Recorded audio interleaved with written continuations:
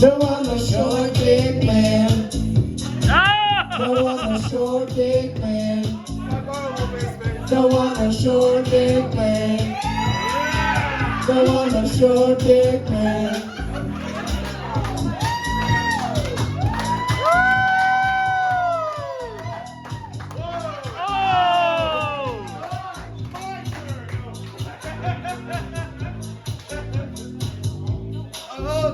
Oh God, we gotta. So you have now arrived at Joseph. What's his last name? Fuck. Nelson? Yes, Joseph Nelson's house. Hey guys, so this is Rick Larkin Comedy, and this is Kyle Adams. Hello. and your social. It's Kyle Adams Comedy, and I'm not sponsored by Swisher Sweets, so I'm gonna put these away. I would like to be. That would be awesome. But yeah, it's Kyle Adams Comedy on Instagram. It's pretty straightforward, which is nice. There's no dashes or hyphens or any of that stuff. So just keep it. Yeah. I got lucky because it's a very common name, but I'm apparently one of the few comics with the name, so that's cool. There is a gay romance novelist as well named Kyle Adams, and I'm envious of that Kyle Adams. That's the more successful Kyle Adams for sure. The more successful is the erotic novelist. Yeah, the gay erotic The gay erotic novelist. Yeah, the gay.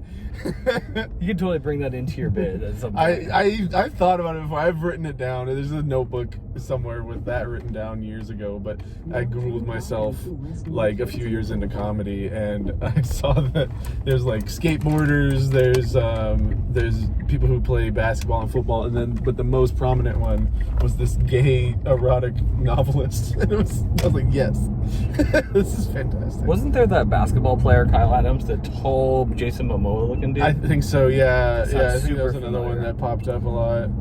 But for comedians, I'm actually, like, if you put in Kyle Adams Comedy, I'm the first thing that pops up, which is pretty cool. That's awesome. That makes me really happy, because I feel like my name might as well be like John Smith.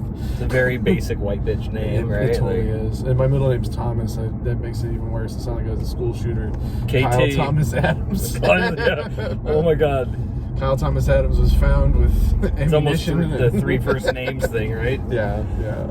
Well, mine's pretty simple. There's no other Rick Larkins in comedy, thankfully. Nice. Which is, it is what it is. So yeah, this is, I don't know what rendition, comedians road tripping. So that means that we are actually on our way to a gig. The gig that we're going to tonight is in the world-renowned, world-famous city of Hamilton, Washington.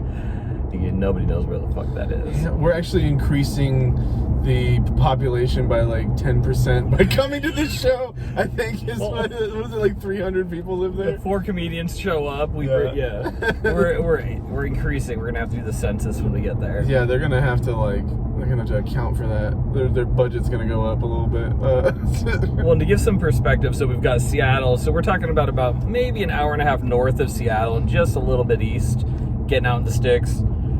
Now, you live currently in Portland, correct? I'm in Portland because my rent hasn't gone up, and I'm very lucky I found a really nice spot. Knock on... there's no wood in this Tesla. Yeah, it's like fake wood. Yeah, it's fake. This you fake can knock Tesla over wood. here if you want, but I don't got wood right now, so we're not doing that.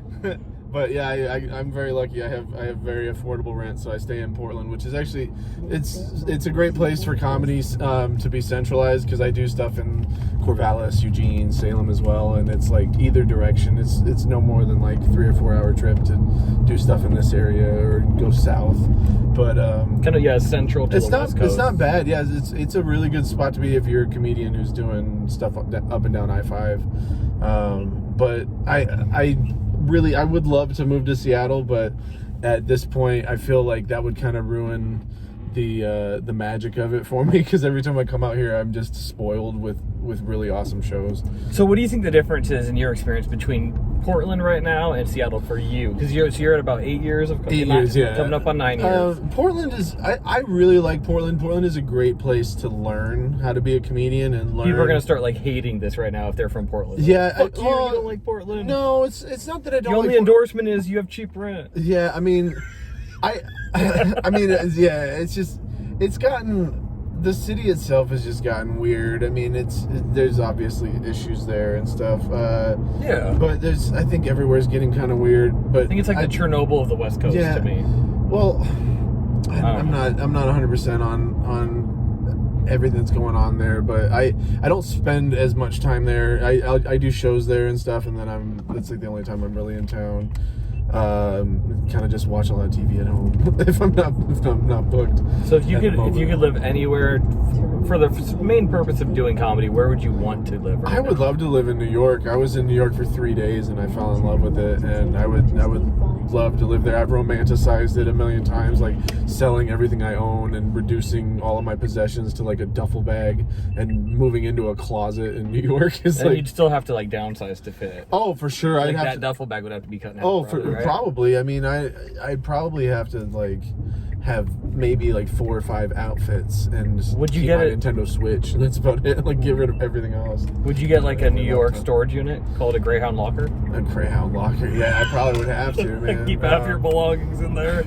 You know, that was actually that was one of the first, when we were in New York, that was one of the first things we hunted down. And that's such a cool thing, though. Is like you don't necessarily have to get a hotel room. You can just rent a locker, which was cool. Like we did that at the Greyhound. Yeah, we did. Yeah, at one of the stations right when we got off. Like actually no, one day we did the Greyhound, but the other day we just went to a hotel. Hotels offer like they've got this little room where they just lock up everyone's bags. Oh, it's pretty cool. And you have a little ticket and you can just go in there and grab stuff out of there if you need to as well, and just drink all their free coffee. Which is, I spent like minimal amount of money when I was in New York on food and coffee and stuff, which was crazy because I thought I was gonna spend a lot, but I ate a lot of pizza.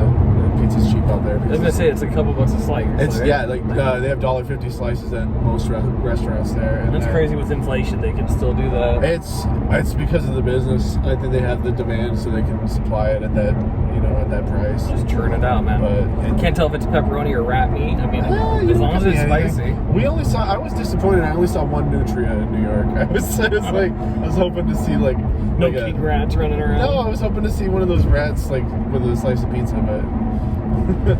Well, yeah. So New York, that's a comedy mecca, obviously, and you feel like you lean towards that more than like a LA or an Austin. Yeah, I mean, like Austin's blowing up right now. I wouldn't mind being in Austin for an extended amount of time. Honestly, like I'm definitely gonna go there next year. I'm looking into doing like a couple weeks out there. I want to try and get on Kill Tony. I think that would be a lot of fun. Yeah. And then. I want to check out Austin. I'm going to Austin and Denver next year, and then once I get a better, I'm going to upgrade my car soon. I'm going to go to Boise. I just don't want to go to Boise with a shitty car and smelling like weed and stuff, because they lock you up forever in Idaho if you even. They don't like our type around there. They're not fans of weed out there. They have like very archaic weed laws. But yeah, I'm having fun though, just doing what I'm doing now. I'm just driving up and down I-5, honestly. But so kind of like a touring local comic. I'm a regional comic at this point, which is nice. But so when I got into it, that's kind of like I was looking at my goal, and I'm like, what's I don't really want to have a goal because I just want to do comedy because I love the art. Uh-huh. But like, what's my goal? Not to get money or be rich or be famous. I was like, I just want to be a what do you call them? An effective local comedian. Yeah. Local, regional, I guess, like someone you can count on, come into a great set, get some decent response, so. And your goal, you can always push your goal further, where you get to, because I mean, I've reached certain goals with comedy, and then I'm like, okay, well, let's see how much further we can go. And I think that's the best way to do it, almost like you're just adding extra weight when you're working out. It's not necessarily like, I'm going to lift 500 pounds. You're going to be like, but I'm working my way up to maybe 350 one day or something, like. Well, see, I've been doing it kind of through set lengths. Yeah. Like, okay, I'm doing 10s, I want to do 15. Like, tonight I'm doing like my third 25. Yeah. I don't know, is that how you did it? Just extending your set length? I started off by doing longer sets than I had time for, and stretching it out. But that's kind of how you have to do. Like, I did in the first couple years. We had this. It was really fun. It was similar to an open mic, but it was like a curated open mic, and they only had like 5 or 6 people on it, and it paid sometimes on tips, basically. But it was the first place I did 10 minutes consistently, and I would come with a new 10 minutes every 2 weeks. And eventually, like in the beginning, it was really hard for me to stretch that time out, and then by the end of that like year and a half, 2 years I was doing that, I had like 2 or 3 really good 10-minute sets that I liked at the time, you know. And then you can, like, cool, theoretically, you can just string those together. Yeah, right? but at first, I mean, I didn't have 10 minutes at all. Like, yeah. So, and that's what I've been doing on this podcast, is just asking comedians who are at different levels of experience, like, what was your, first of all, what got you into comedy to start with? And then what was your first time grabbing the mic like? So I've always loved comedy. I used to sneak watch it when I was a kid.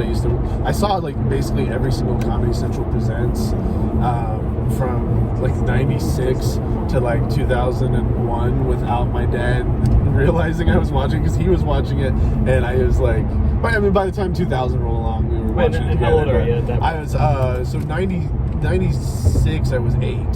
So it started off when I was like 8, 9, 10, and then by the time I was like 11 or 12, I was my dad's like, all right, let's watch it. Like the veil came down and I could hear naughty language and stuff, but and he showed me like Richard Pryor and George Carlin and all that. But yeah, I used to sneak watch it late at night in this little hallway in the trailer I was raised in as a kid. And yeah, I've always loved it. I've always wanted to do it.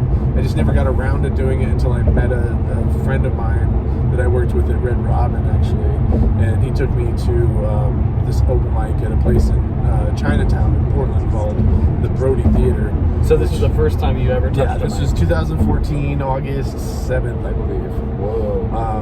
Yeah, and that place was awful. That place was really bad. Like Brody was kind of a perfect place to start, though, because if you got a laugh there, you knew you could get a laugh in any room, because it was mostly comics, and if it wasn't comics, it was like crazy people who had stumbled in around Chinatown. So it was like absolutely bizarre, chaotic energy. Every once in a while, there would be people that were like corralled in there or like drawn in there for some other reason, like their friend was there. You know how it goes, like a birthday or something. Yeah, something like that. But yeah, for the most part, it was like working out with a lot of resistance, and to have that in the beginning, it was kind of beneficial for me. But I would do that one. I think they had 3 a week when I first started at that place. So it was like Monday, Wednesday, Thursday or something. And I would go to those, and those were the only mics I did for like 2 months. And then I branched out and started to go to more mics around 2015. So in a lot of ways, I say that I started in 2015. But because that's when you started broadening. Yeah, that's when I started exposure. actually. Yeah, that's when I started doing it more than like 4 or 5 times a week. Damn. So what was it like grabbing it for the first time? So like you watched it as a kid, you get to the point you've got a friend who's like, okay, we're gonna get you to an open mic.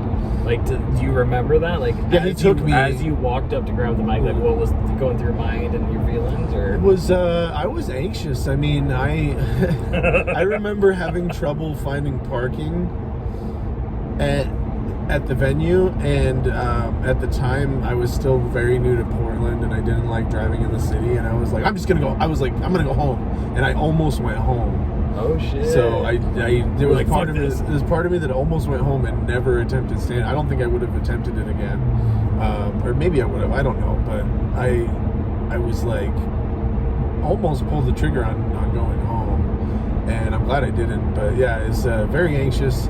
I had this the first time I ever did it. I have the video on YouTube. I do this tick. Everything I say, I'm like. It's really jarring to watch for me. I don't know if other people would pick up on it being as jarring, and I do see other comics do it sometimes, and I'm like, oh no. like it's just kind of funny to me. But yeah, everything I said had like a parentheses of like a like an audible something. Yeah, it was really weird. I did decent though. It didn't bomb. And I told you this before. Yeah, I prepared stuff. Okay. And I had told you this before. I didn't tell anyone it was my first time, because I had seen a bunch of people go up for their first time and say that, and I just didn't want that kind of energy. I kind of wanted people to judge me without any kind of preconceived. Yeah, any kind of preconceived notion or anything.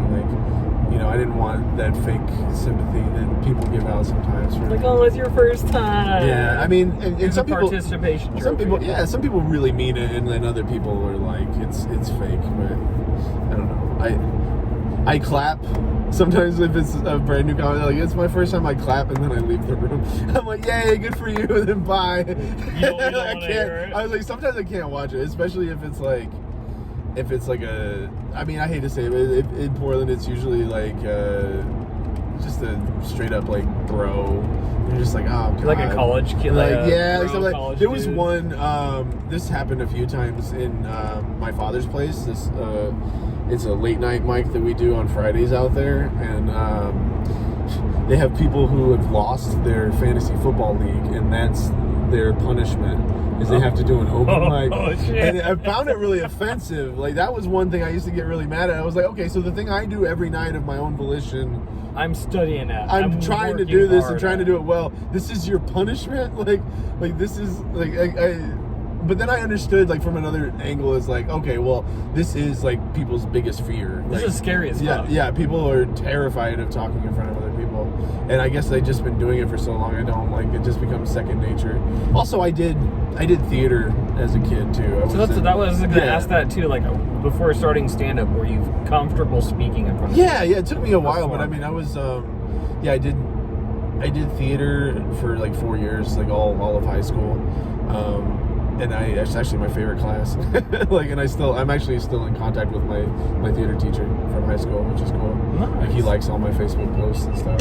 It's probably following your career, proud to see you. He's awesome. I think he's told some of the people in his troupe that it's like that I do comedy, which is really cool. So it's like, oh, this guy was part of Troop 6172, and now he's doing stand-up. Like, See, I know nothing about theater. Something in Boy Scouts, you were oh molested. no, The troop leader, the scout leader. You're like, no, we're the talking troop, theater. No, he had it's funny you mentioned that. He had actually he had a really funny sense of humor about things. So we were the club was called Thespians, which is named after the Greek god Thespis, who's like the god of like acting and theater and stuff. Yeah. But we had a shirt that said, "I'm proud to be a thespian," and then on the back it said, "No, I said thespian," which I thought was amazing. And we wore those we wore those all around school all the time, and it's fucking like his sense of humor was really on point always. It still is. He's And that still was back teaching in out high there. school? Yeah, this is back in high school In Florida. In Florida, yeah. So we haven't even got to that point. So you were originally from Florida. Unfortunately. Okay. Yeah. Unfortunately, yes. Florida's a very interesting. Yeah. I feel like Washington to California is what New York is in Florida. I can see that. The relative, it's kind of got that East Coast dirt and grunginess to it. I don't know. Florida's interesting because it's really, really rich people and really, really broke people, all angry at each other and angry at everything, and it's a really weird vibe out there. There's some cool people out there too. There's some chill people, like I kind of like the beach people. Like, the beach people have a fun vibe. They're like white people in their 50s that look like lobsters because they've been out in the sun forever. Like, they're all like, Oh, you're not talking about the kids going to the music festival, raving all night? no. I mean, yeah, the drug culture there is a little crazy, which I got involved with for a little bit. But Do you know comedian Mike Parker? Mike Parker, that name sounds familiar. I don't know. He's a if I know Seattle him. comic. He just moved down to LA. He's from Florida as well. So Oh, I yeah. figured you guys Oh, would nice. have connected at some point. No, I Both never you guys are did. the spitting image of white trash, so it makes sense. Yeah. That's nice. It's white recycling these days. I gotta upgrade that. So you went to your first mic, you had it prepared, and you felt like you did well. Yeah. You didn't let the cat out the bag, and I guess for me when I first went up, it was just I was just focused on grabbing the mic out of the mic stand. Oh, yeah. I had never grabbed a mic before. I'd never really performed it so I was just I just don't want to slip on my dick, trip, not grab the and as soon as I got that, then it was okay, but the repetition thing has been definitely key. Yeah, mic control is definitely something that a lot of comics struggle with in the beginning. I definitely did. For the longest time, I held it very close, but then for some reason, I started drifting away. I don't remember, someone gave me some bad advice or told me something, and then I started titty fucking the mic for a while. I would hold it right here in between my tits, and I was like, this is not a good position, because people could still hear me because I have a loud voice and I can project, but I wasn't didn't have mic control, which always like if you're a newer comic, this is the rule of thumb I always heard is literally your thumb. If you put your thumb to your chin, that's the distance you should have the mic. See, I would see comics like in the last little while, they would have the mic actually right here, resting on the chin. Yeah, and I'm like, that looks retarded. That looks special. I don't like that. Like, why would I? And then a couple months later, I realized I was doing that. Like, I was just resting it, and because the volume at that point was perfect. So I was like, I feel like sometimes I'll end up doing that. I think we all kind of slip into that. Someone pointed out recently, and I didn't realize I was doing this. They say that I hold the mic like an ice cream cone. I'm like, I kind of do. Like towards the bottom. Like I hold it towards like I've seen. I don't do it as bad as some other people do, but some other people hold it like an ice cream cone, which I think is a funny way to hold it. That's gonna be it tonight. I'm gonna have to pay attention. And see. Yeah, because Kyle's doing headlining tonight in this wonderful town of Hamilton. It's gonna be amazing. We just had a big windstorm and flooding with all the rain, and actually the highway into Hamilton. Are out here, aren't they? Yeah, and that guy didn't even fucking stop. He was like, whatever. I saw some crazy shit driving into Seattle last night. I saw heat lightning, which I hadn't seen in a while. Or I don't know if it's heat lightning necessarily. The Transformers blowing? No. I thought it might have been that, but it was like. You saw that too. I didn't know what it was. It was like bursts of like green light, basically, which I don't know how it's affected, but by like the heat and stuff. But in Florida, they had like purple heat lightning that was like that. They'd be just like. I kept seeing explode across the sky, and I thought it was Transformers. I did too at first, but no, that was lightning. They were all over the fucking place. Though. It was weird. It was cool. It had a green hue to it. It was kind of like a baby version of Aurora Borealis or something. I like that. Well, guys, we're gonna end. This is a little bit of a shorter one. We're picking up we might just fucking continue on with this guy. If I learn how to park and figure out where we're going. Well, I appreciate you being willing to talk about your experience. If someone's watching this and they want to try stand up, what's your advice for them? It's brand new, never done it before. So, I've told this to people before, and some people this doesn't apply to because they hit strides really fast and they grow really fast. But if you're starting stand up, be ready to not be good at it for a long time, at least 2 years, before you really figure out what you're doing. But that's not a bad thing. Like, don't treat that as a bad thing. Be like, okay, I'm learning, and just don't know that with every low there's going to become an equal high. So don't dwell so much on the lows, and also don't gloat. Celebrate too much. Don't celebrate too much on the highs, because you're gonna come back around. And I've seen it a million times with my own career or whatever you want to call it. I felt that with my ego too. Like, I'll do well, and I'm like, fuck it. And as soon as I do well, I eat shit the next time. I mean, ride it out for sure. Definitely ride that confidence into the next set the best you can. But just know that it's like everyone eats dick, and it doesn't mean you suck as a comic. It just means it just wasn't the night. It wasn't the night. You are ill prepared for that type of audience or something along those lines. There's so many different variables. You used a trigger word that people didn't like. There's so many different things that can tank a set, or they're just really high. Well, so I'm on that side behind Kyle. So we've got our next comedian, our host for the night, Joe Nelson, is hopping in the car. We're doing a podcast here. Do you want to say hi? Actually, I've never been in a Tesla. You fancy, Rick? Oh yeah. Thanks for outing me there. Yeah, press that button up there. It's the clitoris of the car. There we go. Oh, like look, never found that before. Now look up here. I can't believe Elon Musk put a clitoris in the car. Okay, so I'm knew what that was. So there's a charging port on a Tesla where you plug in your thing, right? Yeah. You have to press a button here and uncharge. So this is Tesla, and if anybody doesn't know this, there's a hack that Elon put in. So when you pull in to a charging point, you hit the voice activation and you say "open butthole," and the charging port opens. I told a gay couple at a charging port, they had no idea about it. They're like, "No, that's fake." Did it? They loved it. So that's probably a great spot to end it. Oh, we got Kyle Adams Comedy. We got Joe Nelson back here. What's your Instagram? Joe Nelson Comedy. Comedy's so easy a caveman could do it. That's why we're bringing this guy back here. Actually, you two look like different versions of each other. I know, yeah. I'm never going to do the 23andMe because I know I'm going to have like at least 10%. We need you to get more facial hair on there, yeah. All right, guys. Take care. We're going to go kill it tonight.